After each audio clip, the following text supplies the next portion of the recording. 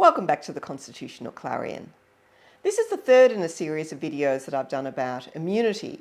The first was about the extraordinarily broad immunity of the United States President, as recently recognised by a majority of the US Supreme Court. The second video looked at the comparative position in Australia in relation to the King and vice-regal officers. This video considers the immunity of ministers, including the Prime Minister, who are the ones who actually exercise most executive power within Australia. But the video goes a bit further to politicians generally, and this is because federal ministers are required by Section 64 of the Constitution to be members of Parliament with a leeway of 3 months. This means that ministers are also protected by the immunity held by members of Parliament. The source of immunity is Section 49 of the Commonwealth Constitution. It provides the powers, privileges and immunities of the Senate and the House of Representatives and their members and committees shall be such as are declared by the Parliament, and until declared shall be those of the Commons House of Parliament of the United Kingdom and of its members and committees at the establishment of the Commonwealth, which of course was in 1901. Currently, these powers and immunities of members of the Commonwealth Parliament are in part determined by Commonwealth legislation, the Parliamentary Privileges Act 1987, and in part they remain those that were held by the House of Commons in the United Kingdom at the time of Federation. A significant privilege is the freedom of speech in parliamentary proceedings, as declared by Article 9 of the Bill of Rights, 1688 or 1689, depending on which calendar you want to use, and by Section 16 of the Parliamentary Privileges Act 1987. That freedom of speech gives rise to an immunity for members of Parliament from being sued or prosecuted for anything said under privilege in the Houses or their committees. Now, the purpose of this, which is similar to the arguments that were made about the President in the United States, is to allow members the freedom to raise matters of public importance in Parliament without fear of prosecution. Members of Parliament, however, may be prosecuted for actions that constitute criminal offences that fall outside the scope of that privilege. For example, members of the Commonwealth and state parliaments can and have been convicted of child sexual offences or theft or fraud. They may also be convicted even when the criminal offence occurs in the course of the exercise of their official powers. Justice Pincus observed in Criminal Justice Commission and Nationwide News in 1996 that if an assault causing grievous injury were committed by one member on another during the course of debate, it's clear enough that the injured member could sue under the general law. If members abuse their powers by exercising official functions for a purpose other than that for which the powers were given, such as a purpose of personal gain rather than acting in the public interest, then they may also be liable for committing an offence if the offence can be proved without relying on evidence from parliamentary proceedings. Now, this is recognised in Odger's Senate practice. Here, a hefty tome, but you can also read it online. It's very useful. So in Odger's Senate practice, when referring to the capacity of members of Parliament to be convicted, it said the following: "This is so even where the actions concerned are clearly performed in the capacity of a member and are linked to the actions of a member in the course of proceedings in Parliament." It kept going, saying, "For example, Section 73 A of the Crimes Act 1914 made it an offence for a member to ask for or obtain a bribe in return for exercising their functions as a member in a particular way. If there were to be a prosecution of a member for this offence, say for receiving a bribe in return for asking certain questions in Parliament, the act prosecuted would be the receipt of the bribe, it would be neither lawful nor necessary for the prosecution to tender evidence of what the member said or did in the course of parliamentary proceedings. Another inherited immunity of members of parliament is from arrest in civil causes if it would prevent their attendance for parliamentary sittings.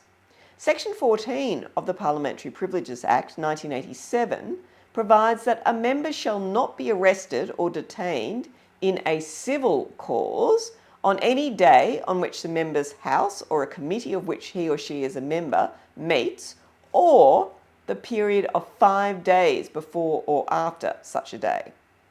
But this is now of little significance because arrest and imprisonment in civil matters, as opposed to criminal matters, is extremely rare. When charged with a criminal offence, politicians have sometimes argued that their actions fall within what they call the exclusive cognisance of the House, because the House is able to discipline them. And they argue that the courts therefore have no jurisdiction. Now, this approach has been rejected by the courts. In the United Kingdom, in the case of Bradlaugh and Gossett in 1884, Justice Stephen conceded that actions that occur within the House of Commons fall within the jurisdiction of the House concerning contempt, but did not regard this as excluding the application of the criminal law.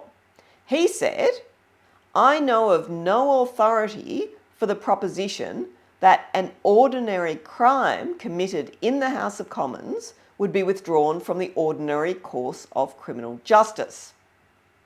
Now, this is relevant to Australia, of course, because Section 49 of the Constitution applies those UK privileges and immunities that existed as at 1901 to the federal parliament. In the United Kingdom, MPs have also been prosecuted for bribery and for fraudulent claims made in relation to parliamentary expenses and allowances, with the courts rejecting that argument that these matters fall within the exclusive cognisance of Parliament.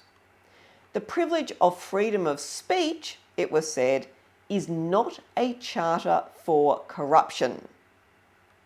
Now, the same view has also been taken in Australia. Indeed, if you look at Section 44(2) of the Commonwealth Constitution, it vacates the seat of any member of the Commonwealth Parliament who's convicted and under sentence for any offence punishable under the law of the Commonwealth or a state by imprisonment for 1 year or longer. This shows an intention on the part of the framers of the Constitution that members of Parliament be treated as capable of conviction of criminal offences and should not be protected from prosecution or punishment. At the federal level, Peter Slipper, who was a member and indeed Speaker of the House of Representatives, was charged with the dishonest misuse of a cab charge card and vouchers that were issued to him as a Member of Parliament. While Slipper accepted that members of Parliament can be the subject of criminal prosecution in relation to ordinary offences which lack a peculiarly parliamentary connection, such as an assault, he argued that the determination of whether he was on parliamentary business when he used the cab charges fell within the exclusive cognisance of Parliament. Justice Burns, however, in the case of Slipper and the Magistrates Court of the ACT in 2014, pointed out that for a parliamentarian to visit a winery does not constitute proceedings in Parliament. His Honour could not see the requisite relationship with the Article 9 freedom of speech in relation to parliamentary proceedings and did not accept that Parliament had exclusive cognisance over the matter. Slipper was later convicted, but then the conviction was overturned on appeal. Other members of Parliament at the Commonwealth and the state level, however, have been convicted of offences concerning the misuse of official expenses on a number of occasions. In addition to statutory offences concerning bribery and fraud, members of Parliament may also be convicted of the common law offence of misconduct in public office if they breach the public trust and abuse their office by misusing their official powers. The Obeid cases provide a useful example. Eddie Obeid was a member of the New South Wales Parliament and a Minister of the Crown. He retired from Parliament in 2011, but after a number of investigations by the Independent Commission Against Corruption, he was prosecuted, convicted and imprisoned for lengthy sentences on 2 separate occasions for offences of misconduct in public office. His first conviction was for seeking to influence a public servant to make decisions that benefited Obeid's family without his financial interests being revealed. Obeid claimed, on appeal, that the House had exclusive cognisance in relation to his behaviour and that he therefore could not be tried and convicted by a court. He argued that communications by a Member of Parliament with a senior member of the Executive about government policy were incidental to the member's parliamentary duties and responsibilities and therefore fell within the privilege of freedom of speech. This was rejected twice by the New South Wales Court of Appeal. Chief Justice Bathurst observed that the UK House of Commons does not assert an exclusive jurisdiction to deal with criminal conduct. The New South Wales Legislative Council does not do so either. If the privilege of freedom of speech made it impossible to make a fair determination of the issues between the parties, because certain evidence could not be used, then the proceedings could have been stayed. But this was not the case here. The trial judge, Justice Beach Jones, in 2015, observed that Obeid's particular communication with the public servant about the renewal of cafe leases had no connection to any parliamentary proceedings and did not raise the application of the Article 9 privilege. The Court of Criminal Appeal agreed and rejected the privilege argument. Obeid's counsel had also argued that the existence of a code of conduct for members of Parliament and the pecuniary interest disclosure requirements in Section 14A of the Constitution Act 1902 meant that it was exclusively a matter for the House to deal with such issues. The court rejected that argument. It considered the disciplinary and disclosure requirements of Parliament were completely separate from the application of the criminal law. The court also pointed out that Section 13A of the New South Wales Constitution disqualifies members of Parliament who are convicted of an infamous crime or an offence punishable by imprisonment for life or a term of 5 years or more. This shows that members of Parliament are not immune from the application of the criminal law, and it's inconsistent with a claim that the House has exclusive jurisdiction over the acts of its members. Right, well that covers members of Parliament, but what about ministers in particular? Like other members of Parliament, they may be prosecuted for criminal acts including bribery and misconduct in public office. At the Commonwealth level, Section 44 and Section 64 of the Commonwealth Constitution work together so that a person who becomes disqualified from Parliament for being convicted of a criminal offence also loses their office as a minister after that leeway period of 3 months. Arguments have also been made that the conduct of ministers falls within the exclusive cognisance of Parliament due to the application of the principles of responsible government and the accountability of ministers to Parliament. Now, these arguments have also been rejected in the United Kingdom and Australia by the courts. In the Miller prorogation case in the United Kingdom, the UK Supreme Court rejected the Prime Minister's argument that courts could not decide upon the validity of advice to prorogue Parliament because, he claimed, the Prime Minister is accountable only to Parliament. The Supreme Court responded by saying, the courts have a duty to give effect to the law, irrespective of the Minister's political accountability to Parliament. The fact that the Minister is politically accountable to Parliament does not mean that he is therefore immune from legal accountability to the courts. Their Lordships referred to a statement by Lord Diplock that governments are accountable to Parliament for their efficiency and policy, but they are responsible to a court of justice for the lawfulness of what they do, and of that, the court is the only judge. Australian courts have taken the same position. In Attorney General and Glass from 2016, the Victorian Court of Appeal observed, "Principles of ministerial responsibility do not require that ministers be held accountable to Parliament for their actions and no one else. Conduct that is beyond power by a minister is capable of being reviewed by a court. And similarly, conduct by a minister that is unlawful can be investigated by the police and various authorities outside the Parliament." In the United States, granting a pardon was regarded by a majority of the Supreme Court as an exclusive presidential power, therefore giving him absolute immunity, even if it were done for a corrupt purpose. The position is quite different in Australia, and that's illustrated by the Rex Jackson case. Jackson was the Minister for Corrective Services in New South Wales. He was convicted of conspiracy with respect to the receipt of bribes in exchange for advice to the Governor that prisoners should be given an early release from prison. He was sentenced to 7.5 years imprisonment. On appeal, a majority of the New South Wales Court of Appeal found that Jackson's sentence was inadequate.